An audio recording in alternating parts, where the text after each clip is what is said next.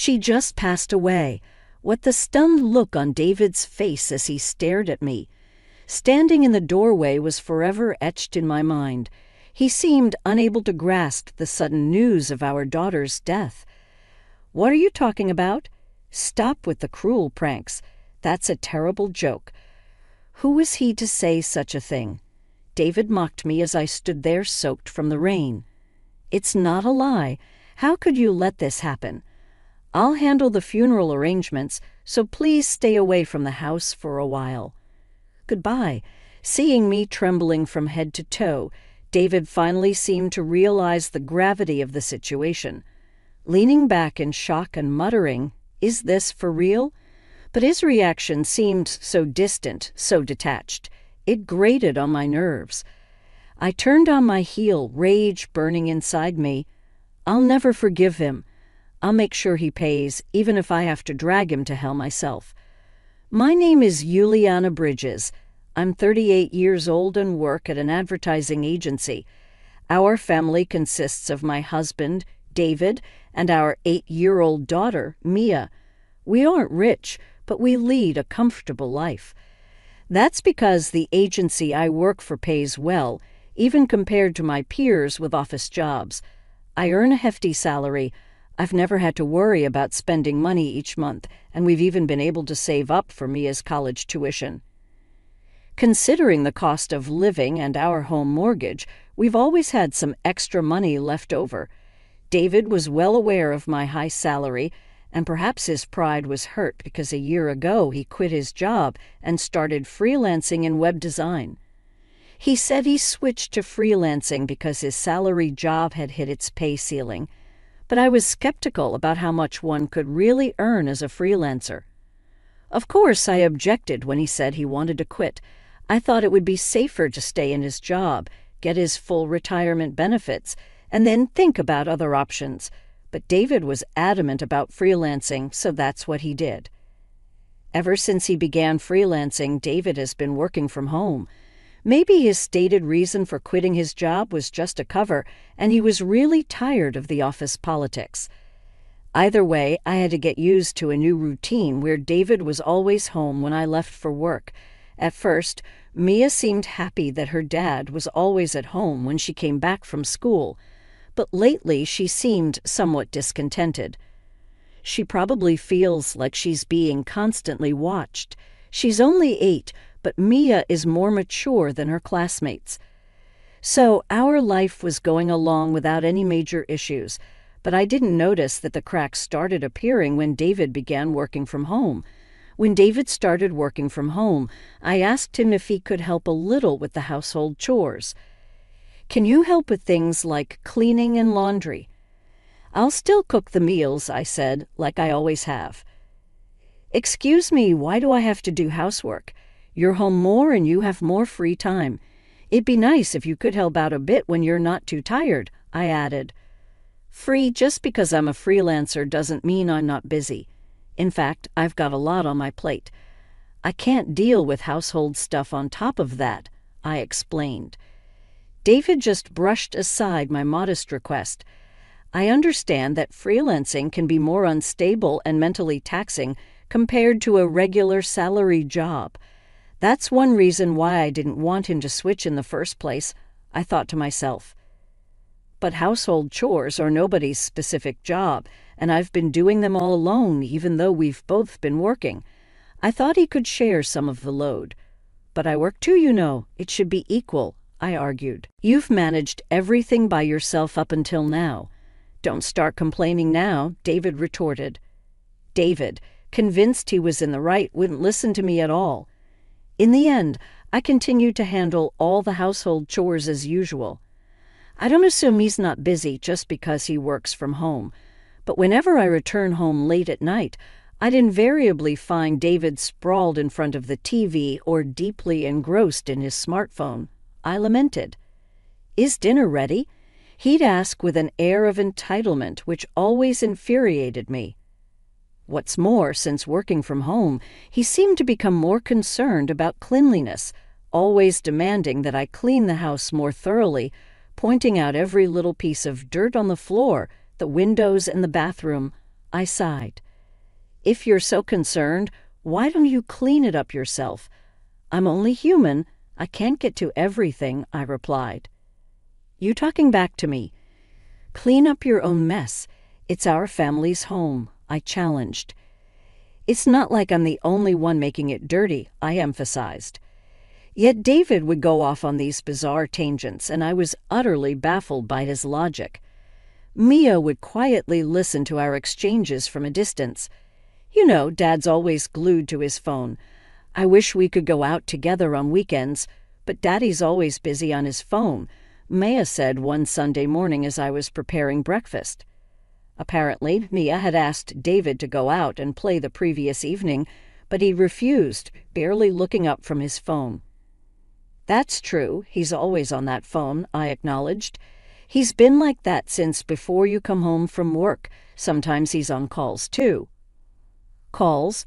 Yeah, he always sounds friendly and I can hear a woman's voice. That's odd," Maya remarked. From Mia's account, it didn't seem like David was talking to a client or a colleague. I tried to think of who he could be talking to so frequently. As a freelancer, I was unfamiliar with the world of freelancing, so I didn't know. But the mention of a woman's voice was definitely bothering me. Could he be having an affair? It wasn't unthinkable. He had started working from home only a few months ago, and he now had more free time than when he had a regular job, I pondered. Trying not to let Mia see my agitation, I focused on preparing breakfast. Several months passed since David started freelancing.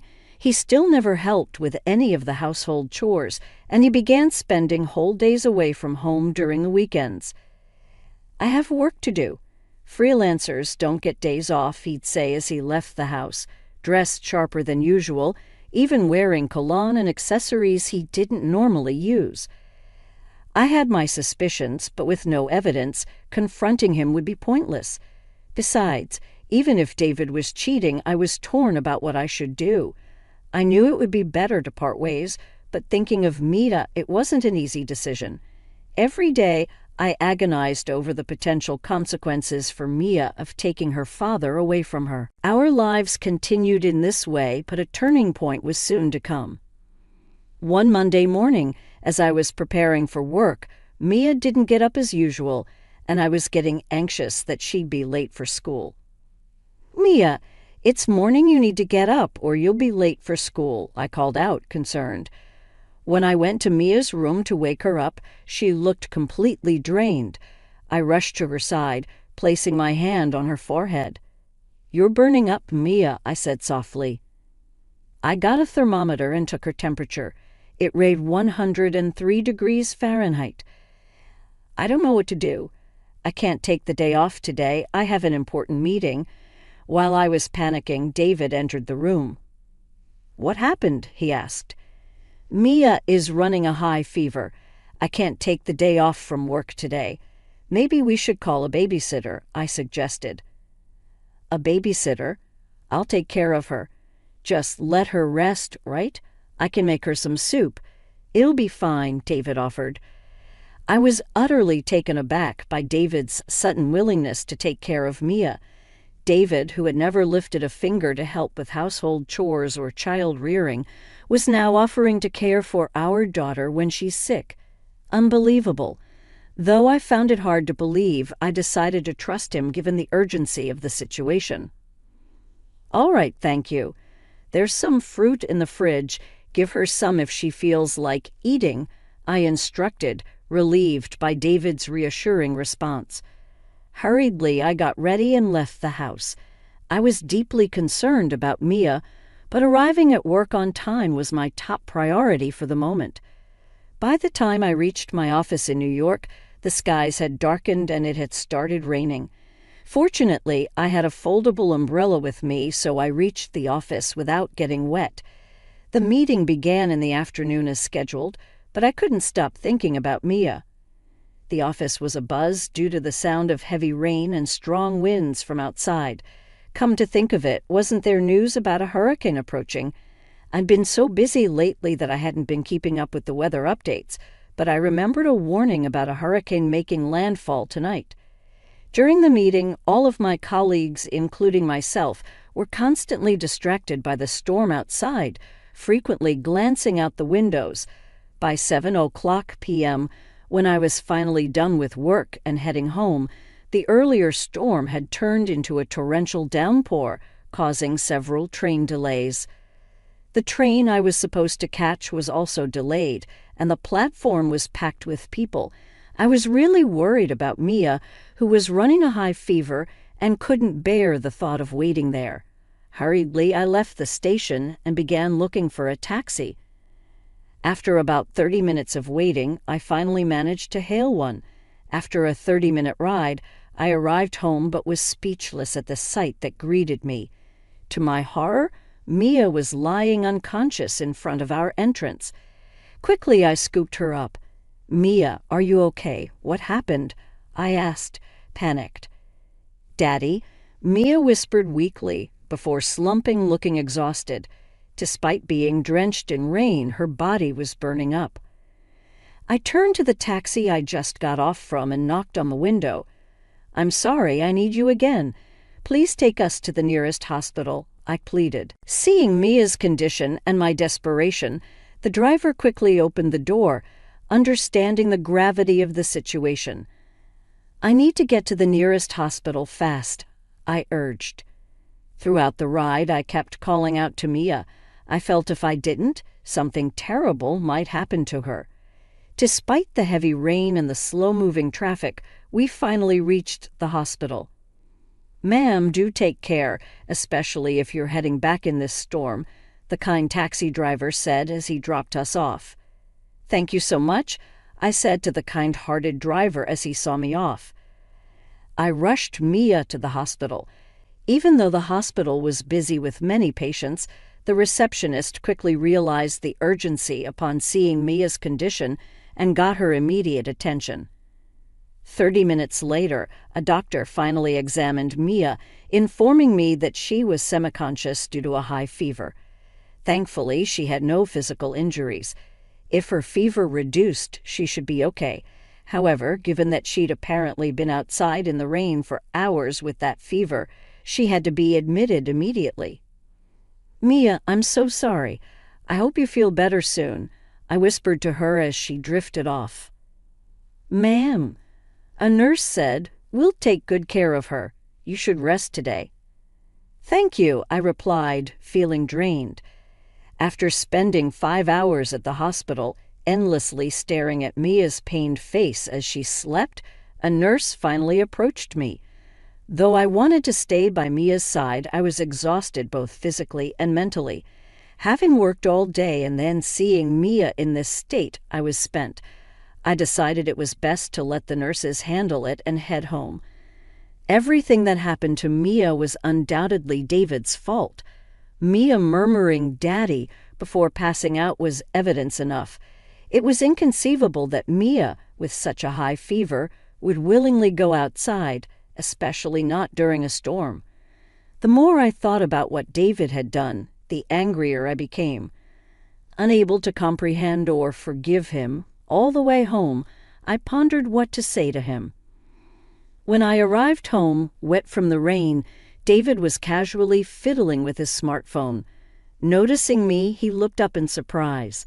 "Hey, where's Mia? Wasn't she sleeping?" he asked. "At the entrance. She said she wanted to play outside. I told her not to, but she wouldn't listen," I replied, trying to control my anger. Seeing David ask that with such nonchalance made my anger boil over. "Mia went out on her own. He's the one who tossed her out in the first place," I thought to myself. "She just passed away," I said aloud, my voice trembling. "What?" As I stood in the doorway, David stared at me with a dumbfounded look, a look that burned into my memory. The shock of hearing that his daughter had died seemed too much for him to grasp. "What are you talking about? Stop playing sick jokes. That's in bad taste," he scoffed. "It's not a lie. What have you done?" I demanded, my anger rising. "I'll handle the funeral arrangements, so stay away from the house for a while." "Goodbye," I said, turning to leave. "Are you for real?" David blurted out, finally realizing the gravity of the situation. But his reaction seemed so detached, as if it was happening to someone else, which irritated me even more. I stormed out of the house and headed straight for a hotel. I managed to find a vacant hotel and decided to stay there for a while.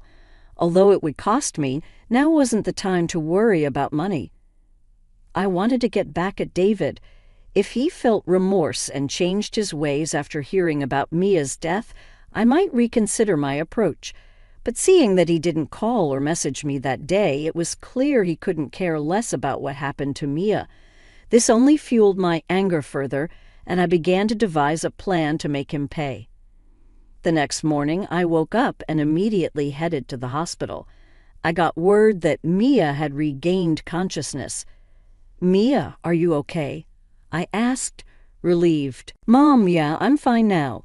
My fever's gone down," Maya replied with a weak smile. "Oh, thank goodness," I said, hugging her tightly. After pressing her for the truth, Mia revealed what happened. "Daddy kicked me out. I knew it. He said I was in the way and told me to leave. Then a woman came in and they chatted like they were close." "A woman? What did she look like?" I asked, my heart sinking. "I didn't get a good look, but she was young. She had bright red nails and wore skinny heels," Maya replied. "David was having an affair. Not only did he bring his mistress home on a day Mia had a high fever, but he also locked his own daughter outside. It was beyond comprehension. How could he do something so horrible?" "I'm sorry, Mia. That must have been terrifying," I said, trying to comfort her. "Yeah, but I was happy you came to save me," Maya replied. For David to put Mia through such trauma and think he can be happy with his mistress, it was unforgivable. I felt a burning rage consuming me. "By the way, Daddy said he's going to invite that lady over again next Sunday," Mia added. "That's the day I'm supposed to go on the company trip. He's planning to spend a fun day with his mistress while I'm away," I realized, appalled. "Thanks for telling me," I said, patting Mia's back, vowing to get back at David. The following Sunday, I decided to take Mia and return home. I informed my company that due to personal reasons, I wouldn't be able to attend the trip. After Mia was discharged, we had been staying at the hotel together. It had been a while since we were home, but as we approached the front door, it felt like we were entering someone else's house. "We're home, we're home." When Mia and I entered the house, like usual, sure enough, there were unfamiliar high heels at the entrance, just as Mia had said. The thought of David and his mistress enjoying themselves deeper in the house made my skin crawl. David wasn't in the living room, so I headed to the bedroom thinking that Mia might witness something too intense. I hesitated for a moment, but the room was quiet. As I listened closely, I could hear David's voice coming from the bedroom. "You know, it really worked out for me with Mia gone. It made breaking up easier. How can you say such a thing about your own daughter?" "But yeah, for me it was kind of lucky," I heard David say. Hearing the two of them talking about Mia's supposed death as if it was a good thing or lucky made my head spin. It was clear now David didn't feel an ounce of remorse. If that's the case, it's time to confront him directly. "Excuse us," I said as Mia and I appeared after opening the bedroom door. The two of them were taken aback with wide eyes. "Why the hell are you here? You said you were on a company trip. And why is Mia here?" "What do you mean? Wasn't Mia supposed to be dead?" David exclaimed, shocked.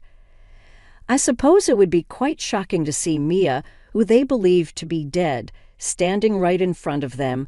I explained calmly. "The part about Mia being dead was a lie. I'm sorry, I just wanted to see your reaction. I hoped you might show some remorse, but instead, you're here celebrating Mia's supposed death. That's just insane." "A lie? Damn it, you played with my feelings," David exclaimed, frustrated. "Don't mess with me. You're the one who kicked Mia out of the house, right?" I confronted. "No, I didn't. Daddy did kick me out. He said I was in the way because he wanted to be with that woman, Mia revealed. With Mia's swift revelation, David's face turned pale. That's right, you did the worst possible thing, not just as a father, but as a human being. Mia was in such a condition that it wouldn't have been surprising if she had died, and you prioritized being with that woman over her. I accused, pointing at the woman who had been silently watching our confrontation. Oh, calling her my mistress. That's not right. She's a colleague from work. David tried to defend himself. Wait, didn't you say you quit your job and you're freelancing now? I caught him off guard. Well, we don't really need to ask her now, do we? Here's the evidence of your affair. Private investigators are quite something. They gathered this much evidence in just a week, I said, thrusting a large envelope towards David.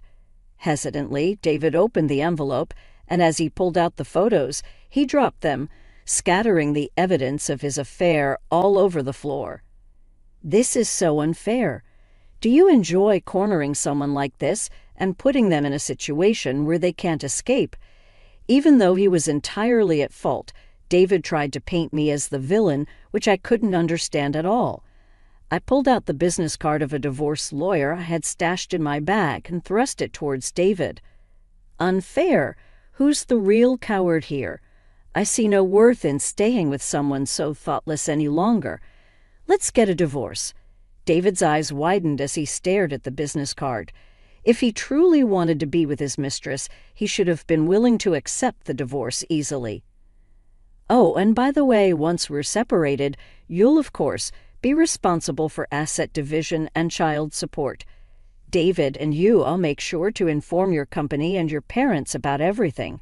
Be prepared for that. I glanced at the woman, his affair partner, when I said you. What? Why me? I didn't know anything about this, the mistress protested. Don't you know you destroyed a family with your actions? You have to take responsibility, I asserted. The mistress began to panic, messing up her hair. Both Mia and I watched her coldly.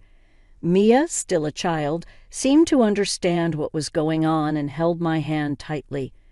If you don't have the money, find a way to get it. You two are in love, right? You should be able to overcome this together. Just never show up in front of Mia and me again. I'll give you the house, but you're still responsible for the mortgage, I declared firmly. David tried to protest, but I pulled Mia away. Yes, Mia is going to lose her father, but I have no regrets. I won't put Mia in harm's way ever again. We'll do our best from now on, okay, Maya? Yeah, Maya replied happily. Mia's happiness put me at ease. I decided to go back to my childhood home with Mia and stay there for a while. My parents were livid with David for cheating and putting Mia through such pain. They felt like giving David a piece of their mind, but I managed to calm them down and avoid further issues. You can stay here as long as you need. My mom and dad said, pleased that we had come. Mia was thrilled to see her beloved grandparents. For now, everything seemed all right. As for David, he got a lawyer and managed to settle the child support and asset division in one payment. I couldn't imagine David having millions saved up, so he probably took on some debt. With the remaining mortgage to pay off, David must be stretched pretty thin right now. A coworker from my company who went to high school with David updated me about him. Apparently, he ended up breaking up with his mistress. David had boasted to her about having money, so when the truth came out, they quickly parted ways. David's income was already halved from what he used to make as a salary employee, so it's understandable. Now, in addition to his freelance work, he's scrambling with various part-time jobs. After losing his wife, daughter, and mistress, David will probably live a frugal life, paying off his debts. He got what he deserved. I hope he learns from his hardships and regrets his actions. Mommy, today at school I made Grandparents' Day gifts for Grandma and Grandpa. Really? Let's give it to them later together, okay? Seeing Mia so lively and happy, even without David around, made me feel content. From now on, I'm going to move forward at my own pace, with Mia by my side.